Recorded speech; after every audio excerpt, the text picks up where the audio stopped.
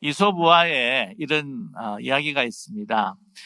작은 한 연못에 이제 개구리들이 아주 평화롭게 살았습니다. 그런데 어느 날 갑자기 뱀 한 마리가 출현을 해가지고요, 이 개구리들을 막 잡아먹기 시작합니다. 정말 이러한 두려움과 공포 가운데서 이 개구리들이요, 이 목소리를 합하여서 제우스 신에다가 간청을 합니다.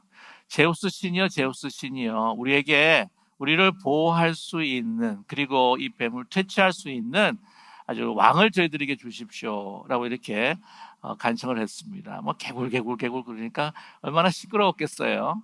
그래서 이제 제우스 신이 이 왕을 주는데 큰 통나무를 갖다가 연못 한가운데 탁 하고 떨어뜨립니다. 첨벙하고 이렇게 떨어뜨리니까 이 개구리들이 맨 처음에는 갑자기 놀라요. 그런데 가만 보니까 움직이질 않는 겁니다. 그래서 가까이 가서 툭툭 쳐보기도 하고, 움직이지도 않아가지고는 이제는 용기를 내가지고 그 위에 올라가지고 막 뛰어놀기 시작합니다. 놀이터가 된 거죠. 가끔 뱀이 이게 출몰하기 시작하게 되면은 저 뒤에 또 숨기도 하고 밑에 숨기도 하고 그랬습니다. 그런데 보니까 이 마땅치가 않은 거예요.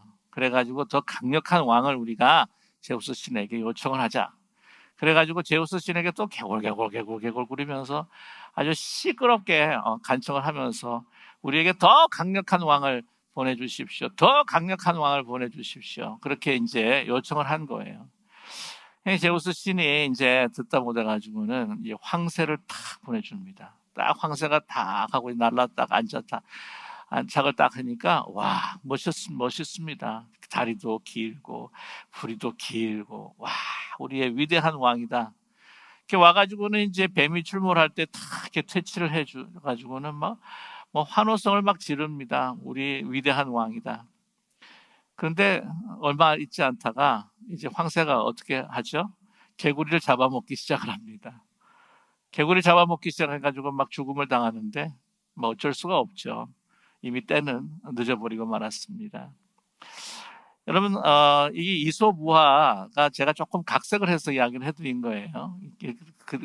그대로지는 않습니다만은 이런 비슷한 이야기가 더 전부터 우리에게 전해지고 있습니다. 성경을 통해서 말이죠. 여러분, 그 사무엘 시대 때에 이스라엘 그 백성들이 하나님께 왕을 달라고 했습니다. 이스라엘 사무엘 선지자가 그 아이가 많이 들어가고 그 자녀가 아들이 있었는데 별로 변변치 못해요. 사무엘처럼 공정하지도 못하고 사실 그 타락한 모습을 보면서 아이고 그 기회다. 이렇게 다른 열방으로 인해서 힘든 가운데 있는데 다른 열방처럼 왕을 달라고 하자. 그래서 왕을 달라고 그렇게 선지자한테 조르고 그렇게 간청을 하니까 선지자가 하나님께 이제 묻습니다. 왕을 달라고 합니다. 그랬더니 이 사무엘 8장에 보게 되면은요, 이런 말씀을 합니다. 왕을 달라고? 하나님께서는요, 이스라엘 백성들에게 왕을 맨 처음에 주기를 원치 않으셨습니다. 왜냐하면 하나님께서 출애굽시키셔서 모세를 통해서 이스라엘을 인도해 주셨는데 하나님 자신이 사실 이스라엘의 왕이신 거예요. 그뿐만이 아니라 이 선지자 사무엘에게 전하라고 이렇게 이야기합니다. 너희들이 왕을 가지게 되면 어떻게 되는 줄 아느냐?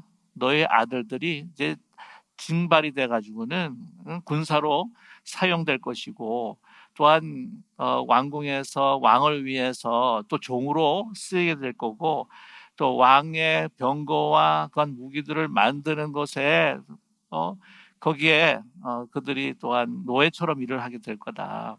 뿐만 아니라 너희 딸들도 징발돼 가지고는 이 왕궁에서 하녀처럼 그렇게 일하게 될 거다. 뿐만이 아니라 네가 가지고 있는 가장 좋은 것들 다 그것을 뺏어 가지고 이 왕의 신하들한테 다 나누어 주고 또한 추수한 것의 10의 1도 다 사람들한테 자기 신하들한테 나눠 주고 뿐만이 아니라 너희 가축의 좋은 것들도 다 뺏어 가지고 자기 거 하고 또한 신하들한테 나눠 주고 양의 10의 1도 그렇게 막 뺏어 가지고는 자기의 어떤 그 권력을 유지하기 위해서 사용을 할 텐데 그래도 괜찮냐? 그것을 당해가지고 너희들이 막 힘들어가지고는 막 아우성을 쳐도 여호와 하나님 내가 그것을 듣지 않을 거다. 그래도 괜찮냐? 라고 그렇게 말씀하신 적이 있었다고 하는 거죠. 여러분 너무 유사한 이야기가 또한 20세 초기에도 참 많습니다. 뭐 잘 아시는 아돌프 히틀러, 무솔리니, 뭐 스탈린, 그 나라가 힘들었을 때 강력한 리더십을 요구했을 때에 막 맨 처음에 환영했지만 그들을 통해서 어떻게 해요? 얼마나 수많은 인생들이 죽음을 당했고 세계가 얼마나 고통을 당했습니까? 요즘 사실 걱정이에요. 뭐냐면 아시다시피 중국이 1인 독재 체제로 들어가면서 뭐 시진핑이 이제 주석인데 시황제라까지 이야기하지 않습니까? 가장 초강력한 중국을 만들겠다. 미국을 넘어서는 강력한 나라를 만들겠다고 하면서 사실은 여러 가지 일들을 이제 벌이고 있는데 그 보게 되면은 결과가 참 좋지를 못해요. 뭐 코로나19도 그렇지만은 뭐 홍콩의 그 시대를 갖다가 진압하는 거, 그 다음에 본래는 남해라고 그랬는데 언제부턴가 뭐 남중국해라고 해가지고는 그 산호섬을 인공섬으로 만들어가지고 그 동남아시아에 있는 나라들과 막 각축전을 지금 벌이고 있고 이제 평화가 깨지고 있는 것을 보게 되면은 참 우려가 됩니다. 이러한 강력한 지도자 그것으로 인하여서 어떤 결과들이 나올지, 물론 각 나라마다 그 지도자들도 온전하지 못하고 시스템 자체도 다 온전하지 못하지만 이렇게 모든 이 통신과 또한 이 언론을 갖다가 차단을 해가면서 그것을 유지해 나가는 그런 그 권력, 그것이 얼마나 또 많은 인류들에게, 자국민들에게 고통을 줄 수 있을까 우려가 된다고 하는 사실입니다. 자, 그런데 예수님 당시에도요, 이렇게 강력한 그 국가의 그 민족의 지도자를 필요했다고 하는 것이죠. 2월절 예루살렘에 입성하시는 예수님을 그들은 그런 강력한 메시아, 강력한 그 민족을 구할 수 있는 지도자로 그들은 생각을 했었다고 하는 것입니다. 그렇기 때문에 그 수많은 사람들이요 나와서 예수님께서 입성을 하시는데 막 승리의 개선 장군이 들어오는 것처럼, 왕이 들어오는 것처럼 그렇게 환호를 했다고 하는 것입니다. 여러분, 그 날도요, 유월절이 시작하는 날입니다. 여러분, 유월절이라고 하는 것은 그 유대의 3대 절기 중 가운데에서도 가장 중요한 절기가 아닐까, 그렇게 추측이 됩니다. 왜냐하면은 예루살렘에 이제 모일 때 유월절에 제일 많이 모였다고 그래요. 그도 그럴 것이 출애굽한 날이 아니겠습니까? 애굽에서부터 통제로부터 노예된 그들이 하나님의 은혜로 또 모세의 인도함으로 이제 출애굽을 하게 되고 해방을 가지게 되었는데 그 당시에 로마 제국의 압제 가운데 있었을 때 이 유월절을 셀러브레이션하고 축제한다고 하는 것이 그들에게는 얼마나 큰 의미가 있었는지 모릅니다. 예수님 당시 그때 유월절에 모인 유대인의 숫자가 몇 명이냐면요, 거의 200만 명으로 추정을 하고 있습니다. 대단한 숫자죠. 많은 사람들이 뭐 길마다, 광장마다, 시장마다 막 인산인해가 막 됩니다. 뿐만이 아니라 이제 예수님을 맞이하러서 와서 오는데 막 사람들이 옆에서 막 종려나무 가지를 흔들고 그 종려나무를 깔고 자기의 옷을 벗어서 깔고 호산나 호산나 우리를 구원하여 주시어서 주님의 이름으로 오시는 왕이여 우리를 구원해 주시옵소서 호산나 호산나라고 이렇게 외쳤다고 하는 것이죠. 여러분, 이게 호산나라고 외쳤던 것은요, 그냥 그들이 예수님이 오셨기 때문에 그냥 뜬금없이 그렇게 외쳐야 되겠다 해서 막 외친 게 아닙니다. 6월절에 이렇게 호산나라고 외칠 수 있는 전통이 계속해서 내려왔다고 하는 거예요. 이 호산나라고 하는 말은요, 시편 118편 25절에 기록되어 있습니다. 이 118편은 이제 할렐의 시다라고 해가지고요, 하나님 앞에 찬양하는 시다. 그래서 이 시편 113편에서부터 113편에서부터 118편까지 이 시를 할렐의 시다라고 이렇게 이야기를 하고 있습니다. 참고 삼아 말씀을 드리는 거지만 이 할렐루야 시하고는 조금 차이가 있습니다. 이 할렐루야 시는 146편에서부터 150편까지 이제 할렐루야로 시작해서 이제 할렐루야로 끝나는 이제 시편을 우리가 할렐루야 시편으로 알고 있는데 그거 말고 할렐이라고 하는 거죠. 하나님을 찬양합니다라고 하는 할렐 시가 113편에서부터 118편까지 있습니다. 유월절 기간이 되면은요, 유대 사람들은 매일마다 이 아침에 이 시편들을 읽습니다. 13편에서부터 18편까지 말이죠. 자, 그런데 이 118편 끝부분에 어떤 기도가 있냐면은요. 24절과 26절의 말씀입니다. 이날은 여호와께서 정하신 것이라. 이날에 우리가 즐거워하고 기뻐하리로다. 여호와여 구하옵나니 이제 구원하소서.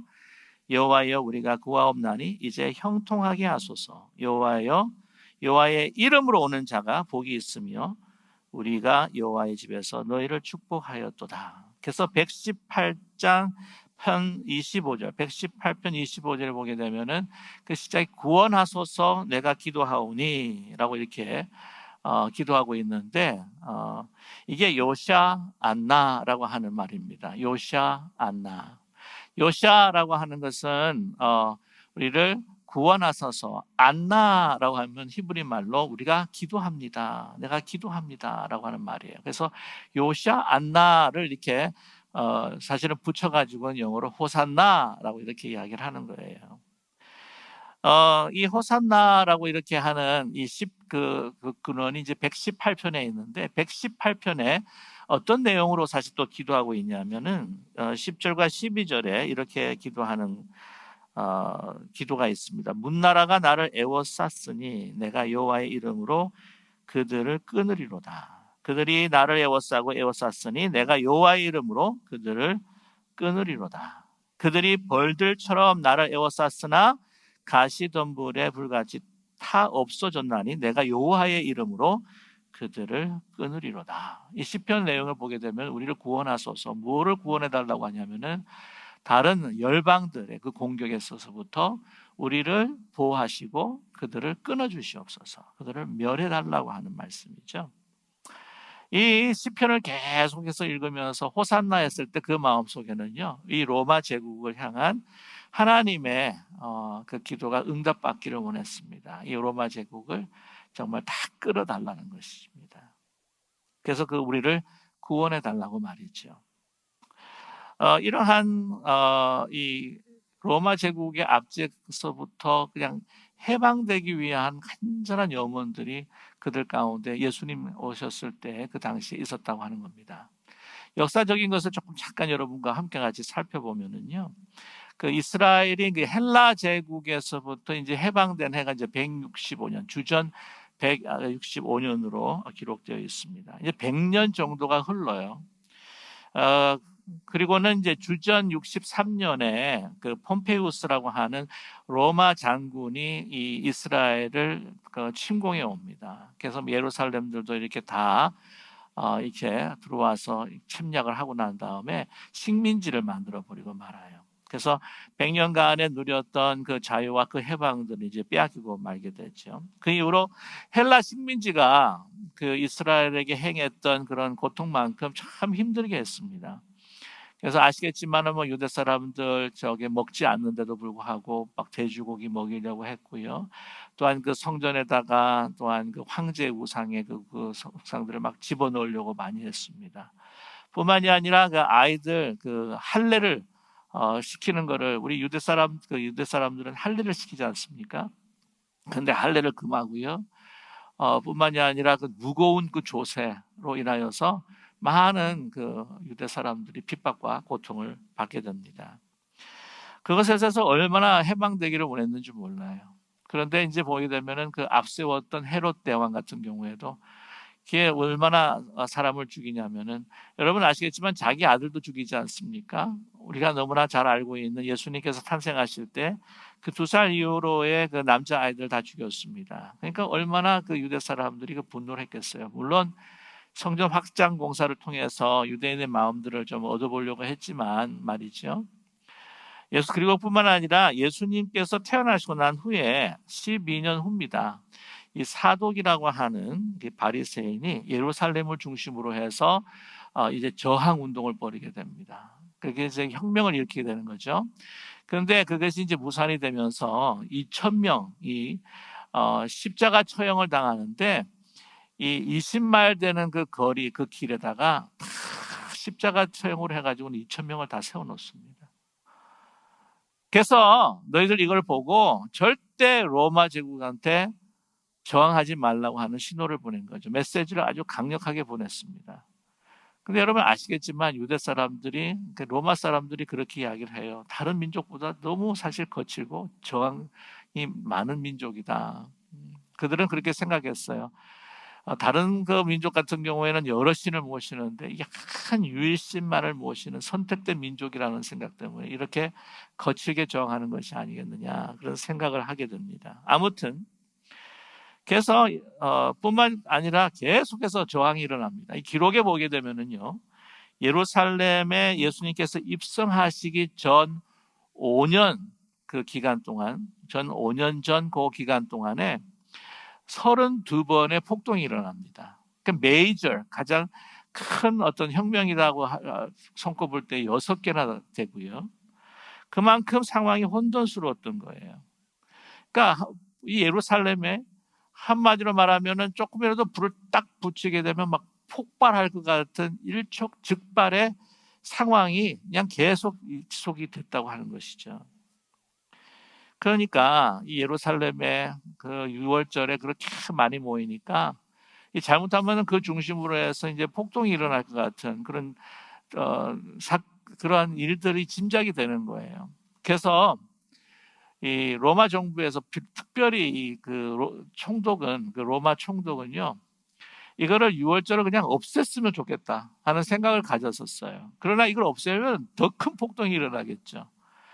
그냥 할 수 없으니까 이렇게 수많은 사람들이 모이니까 그날도요, 예수님께서 입성하셨지만은 여러분이 아시는 그 본디오 빌라도도 자기가 주둔해 있었던 본거지 그 가이사랴에서부터 정말 싫지만 제가 그 지원군을 데리고 내려와 가지고 예루살렘에 있는 그 로마군들이 주둔하고 있는 성 안토니오 성으로 이제 입성하게 된다고 하는 것이죠. 자, 이런 상황이었는데 이제 나귀를 타고 들어오시는 그 예수님. 이 예수님은 호산나 호산나 우리를 구원해 주십시오. 로마의 압제로부터 우리를 구원해 주십시오. 그들을 끊어버리고 또한 다윗의 새로운 왕국을 이제 세우기를 원하는 그런 마음에서 환호를 하는데 그들에게는요, 확실한 노스텔지아가 있습니다. 과거의 향수가 있는 거죠. 여러분이 너무나 아는 주다스 메카비라고 하는 그러한 독립운동가였고 또한 165년에 헬라 제국으로부터 독립을 쟁취한 사람이었습니다. 유다스 메카비. 그 사람이 그 헬라 제국을 갖다가 섬멸을 시키고 난 다음에 이제 예루살렘으로 입성을 할 때에 보면 그 기록이 나와 있는데 메카비 이서라고 있습니다. 메카비 이서. 이게 외경이에요, 외경. 그 외경 그 10장에 보게 되면은 이 들어올 때 막 사람들이요, 막 종려나무 가지를 흔들고 깔고 그냥 옷을 벗어 오늘 예수님을 맞이하는 것처럼 말입니다. 그렇게 막 환영을 하는 거예요. 호산나 호산나. 그때도 6월절이었기 때문에 이제 시편으로 막 했겠죠. 구원하신 하나님을 정말 찬양하면서 많은 사람들이 예수님이 우리 메카비와 같은 그러한 우리 메시아일 거라고 하는 그런 확신을 가지고 맞이했다고 하는 사실입니다. 그런데 여러분, 메카비우스와 다른 모습은요, 뭐냐면 메카비는 말을 타고 들어왔지만 예수님께서는 오늘 나귀를 타고 들어오신 것입니다. 하나님의 말씀을 이루시기 위해서, 하나님께서 말씀하신 그 예언을 이루시기 위해서 나귀를 타고 들어오신 것이죠. 오늘 스가랴 9장 9절의 말씀입니다. 시온에 따라 크게 기뻐할지어다. 예루살렘에 따라 즐거이 부를지어다. 보라, 내 왕이 내게 임하시나니 그는 공의로우시며 구원을 베푸시며 겸손하여 나귀를 타시나니 나귀의 작은 것 곧 나귀 새끼니라 라고 이렇게 말씀하고 있습니다. 여기서 스가랴가 이야기하는 그 겸손하여서 나귀를 타신다 했을 때에 이 겸손은 히브리어로 이 아니입니다. 아니라고 하는 것은 아나. 그럼 아까 제가 말씀드렸던 그 기도한다고 하는 안나하고는 다른 겁니다. 아나라고 하는 말인데 힘쓰다, 고난 당한다라고 하는 의미가 있어요. 고난 당하는 종의 모습, 여러분이 너무 잘 아시지만 이사야 53장에 나온 고난의 종의 모습으로 들어오신다고 하는 것이죠. 예수님을 모시는 나귀 새끼가 정말 마치 십자가를 지고 가시는 예수님 모습을 연상시킨다고 하는 사실입니다. 그런데 여러분, 이 이스라엘은요, 왕이 어떤 대관식 또한 그 왕으로 즉위할 때에 기름 부음을 받을 때요, 나귀를 탔습니다. 그 이유가 뭐냐면은 분명히 말씀을 드리지만은 이스라엘은요, 진정한 왕은 누구이십니까? 하나님이세요. 사실은 하나님 앞에서는 왕이 없습니다. 종일 뿐이에요. 그래서 오늘 이 열왕기상 1장을 보시게 되면은 여러분 기억하시는지 모르겠지만은 다윗이 그 사독과 그 제사장 그 나단을 통해서 누구를 이제 기름 붓게 되냐면 왕으로 잘하신 솔로몬을 왕으로 뽑게 됩니다. 솔로몬을 왕으로 그 기름 부을 때에 뭐를 준비해서 타게 하냐면 나귀를 타고 준비하게 하는 거예요. 나귀입니다. 겸손한 모습입니다. 종의 모습인 거예요. 뭐냐면 왕이라고 하는 것은 바로 하나님의 종으로서 하나님 앞에 겸손하고 순종하는 사람이 바로 이 나귀를 타는 왕이라고 하는 것이죠. 그렇기 때문에 이 왕이라고 하는 것은 하나님 앞에 겸손하고, 또 중요한 것은 나귀처럼 그렇게 묵묵하게 아무 말 없이, 정말 겟세마네 동산에서도 갈등하고 고민하셨지만은 그러나 그 모든 것들을 다 내려놓고 묵묵히 어떤 조롱과 멸시 속에서도 십자가를 지고 가시는 그 모습이 바로 나귀의 모습이라고 하는 거예요. 그것이 하나님의 구원의 길이었습니다. 왜냐하면 하나님의 구원은요, 한 이스라엘 민족을 넘어서서 모든 이방을 향한 하나님의 구원의 계획을 가지고 계셨다고 하는 것입니다. 아브라함을 축복하셨을 때도 아브라함의 혈통을 통해서 나오는 후손을 축복한 것이 아니라 모든 열국과 이방들이 정말 너가 복의 근원이 되어서 그 복을 함께 같이 누리는 그런 선택된 사람으로서 하나님께서 사용하셨다고 하는 것이죠. 그러나 여러분 잘 아시겠지만 그 민족주의, 그래서 이것을 그 이스라엘은 벗어나지 못했다고 하는 사실이죠. 메카비 혁명을 통해서 사실 이 그 스가랴가 비춰주고 있는 오늘 이 그 말씀, 오실 그 메시아를 이 이스라엘 사람들은 이 메카비와 이렇게 접목을 시켜가지고요, 잘못 사실은 오역을 했었습니다. 그래서 하나님께서 모든 민족을 향한 그 보편적인 구원, 그 구원을 아주 인민족적이고 협소하게 만들어버렸던 그런 역사적인 그 순간도 바로 메카비 혁명이었다고 하는 것이죠. 그것을 똑같이 예수님께서 그 이스라엘 민족을 위해서 재현시키기를 그들이 원했다고 하는 거예요. 그러나 오늘 하나님께 주신 정말 모든 세상을 향한 이 메시아는요, 다른 모습으로 오신다는 거죠. 오늘 10절의 말씀을 보게 돼도 내가 에브라임의 병거와 예루살렘의 말을 끊겠고 전쟁하는 활도 끊으리니 그가 이방 사람에게 화평을 전할 것이요 그의 통치는 바다에서 바다까지 이르고 유브라데 강에서 땅끝까지 이르리라. 먼저 자기 이스라엘 에브라임의 병거 예루살렘의 말, 전쟁하는 칼과 활을 먼저 끊는 거예요. 그냥 무장 해제를 해버리려고 마는 겁니다.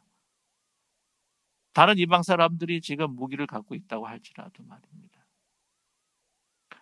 뭐냐면 이스라엘만 민족만 하나님의 구원받을 백성이 아니라고 하는 사실이죠.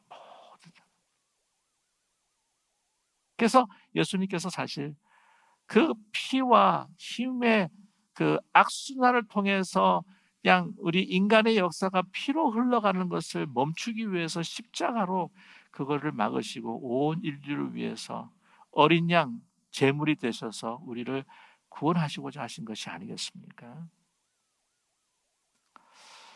여러분 예수님께서 십자가 처형을 당하시고 난 다음 이제 부활하시고 난 후에 이스라엘 그 예루살렘에는요 또 하나의 메시아가 나타났습니다. AD 주후 66년에 마나헴 벤 유다, 이 누구냐면은 열심당원의 지도자였습니다. 그는 열심당원 가운데서 시칼이라고 하는 그 섹트가 있어요. 그는 아주 폭력주의적입니다. 항상 칼을 차고 있었어요. 그래서 이제 이 소위 말하면은 칼이라고 하는 거 갖고 다니는 단도를 이제 시칼이라고 해서 시칼이라고 했는데, 단어가 꼭 시칼 같아서 좀 외우기가 쉽습니다. 아무튼 그가 우두머리가 되어가지고 자기가 뭐랬냐면 자기가 메시아라는 거죠. 이 민족을 살릴 수 있는. 그래가지고는 그 예루살렘을 예루살렘 성을 점령해버리고 맙니다. 그래가지고 자기 말을 안 듣는 사람을 또 처형하기 시작해요. 그래서 사람들을 모아가지고 저항을 하게 됩니다. 여러분 아시죠? 나중에 결국 어떻게 됐는지. 66년부터 해가지고는 저항운동이 시작돼가지고는 성공적으로 이루어갔던 것 같아요. 로마군을 갖다가 퇴치하고 로마군을 무찌르고. 근데 AD 70년에 베스파시니우스의 아들인 티토 장군이 이 로마의 병거들을 끌고 내려옵니다. 완전히 초토화시켰잖아요. 그때 조시파스라고 하는 그 역사가가 그 옛날에 그 예레미야처럼 예레미야가 바벨론에 저항하지 마십시오. 이것은 하나님께서 그 막대기를 쓰셔서 이 이스라엘을 돌아오게 하시는 하나님의 뜻이 있습니다. 저항하지 마십시오. 요세푸스가요, 그 역사가인데 이거 저항하면 안 되는데 그렇게 저항하다가 그냥 예루살렘이 그냥 초토화돼 버리고 만 거죠. 근데 폭력은 폭력을 낳고 그 피는 피를 낳을 수밖에 없었다고 하는 사실입니다. 저 여러분, 그러나 이런 힘의 논리에 세계는 빠져 있고요. 우리 개인들도 이 힘과 나의 영향력의 논리에 빠져 있다고 하는 사실입니다. 겸손하게 그 고통을 감당하면서 섬기고자 하는 사람들이 많지 않다고 하는 거예요. 우리 뭐 교회, 사회나 국가나 뭐 마찬가지예요. 국가와 국가, 사회와 사회, 우리 가정, 교회 안에서도 그렇지 않습니까? 정말 우리 가운데에 그러므로 평화가 있는가? 우리에게 정말 참된 행복과 생명이 있는가? 일시적인 평화가 있을 수는 있겠죠. 그러나 결국 그렇지 못합니다. 겸손한 자세로 사랑하고 섬길 때 진정한 기쁨과 생명이 있는 거죠. 여러분, 사장 직원은 사원을 조정하기 원합니다. 그래서 돈으로 딜을 하기를 원하죠. 대신에 직원은 사장을 또 마음대로 부리기 위해서 자기 나름대로 또 노조를 형성하지 않습니까? 남편은 아내 위에 서기 원하고 또 아내는 또 남편 위에 서기를 원하고, 자녀들도 자녀들도 부모 마음대로 이렇게 움직이기를 원하고, 또한 자녀들은 또 부모가 자기의 원하는 대로 움직여주기를 원하고, 뭐 다 그렇다는 그런 이야기는 아니지만은 많은 경우에 그 마음속에, 우리의 마음속에 잠재하는 그런 힘의 논리가 아직도 있다고 하는 사실입니다. 어쩌면 목회자는 회중들을 조정하는 능력을 갖기 원하고, 어쩌면 회중들은 목회자가 내 마음대로 이렇게 하면 하고 저렇게 하면 하는 것을 원하는, 그렇게 힘을 가지기를 원할 수도 있습니다. 그랬다간 여러분, 가정과 교회는 깨어지게 되는 거죠. 우리 사회, 우리 국가 그 안에 얼마나 내분이 일어나고 분열이 일어나고 그 가운데는 투쟁과 싸움을 우리는 경험하게 되고 있습니까? 결코 행복하지 못하다고 하는 거죠. 결코 그곳에는 생명이 없습니다. 우리가 우리를 구원해 주시옵소서 호산나 라고 우리가 외칠 때는 무엇을 위해, 뭐를 구원해 달라고 하는 건가? 내 자신의 함몰이 되어서 나 중심적으로, 또한 그 힘의 논리로 살아가려고 하는 그 유혹에서부터 우리를 해방시켜 주시고 구원해 주십시오. 기도할 수 있는 우리 모두가 되기를 간절히 원합니다. 오직 섬김을 통하여서 그리스도께서 나귀처럼 하나님의 말씀을 온전히 순종하며 하나님의 구원의 계획을 따라서 살아나가며 십자가를 질 때에 우리 모든 인류에게 구원이 주어진 것처럼 저와 여러분, 우리가 나귀의 모습으로, 우리가 비록 다른 사람들이 보기엔 이 세상에 영향이 없는 것처럼 보이지만 하나님의 뜻에 순종할 때 하나님의 평화의 역사, 하나님의 그 사랑의 역사가 이루어지게 될 줄로 분명히 믿습니다. 요즘 그런 이야기를 많이 듣습니다. 코로나19 사태 가운데에서 진정한 영웅이 누구인가? 특별히 그 자리에서 자기의 주어진 일을 최선을 다하면서 하는 사람들, 특별히 그 의료진들, 이름 모를 그 수많은 의료진들이 그 생명을 살리고 위해서, 치유하기 위해서 묵묵히 밴드 자국을 내가며 또한 그 지치고 고통스러운 시간들을 보내면서 그 환자들과 함께하는 정말 평범한 그들이 코로나19 이 시대의 영웅이 아닌가, 그렇게 이야기하는 사람들이 있어요. 저 그게 분명히 동의합니다. 그와 마찬가지로 힘들고 어려운 길이지만 나귀처럼 십자가를 묵묵히 지신 정말 그 평화의 왕으로 오신 그 주님처럼 우리도 비록 미천하고 부족한 모습이지만 예수님처럼 하나님의 말씀에 순종하며 나에게 주어진 십자가를 지고 나아갈 때 가정은 회복되고 교회는 부흥하고 나라와 민족이 다시 살 수 있는 그러한 시간이 우리에게 주어질 것이라 저는 분명히 믿습니다.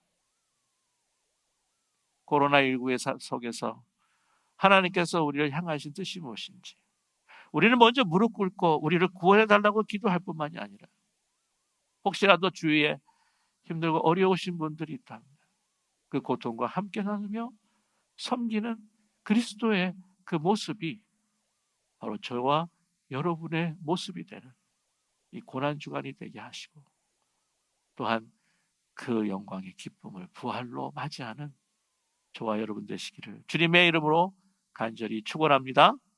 기도하겠습니다.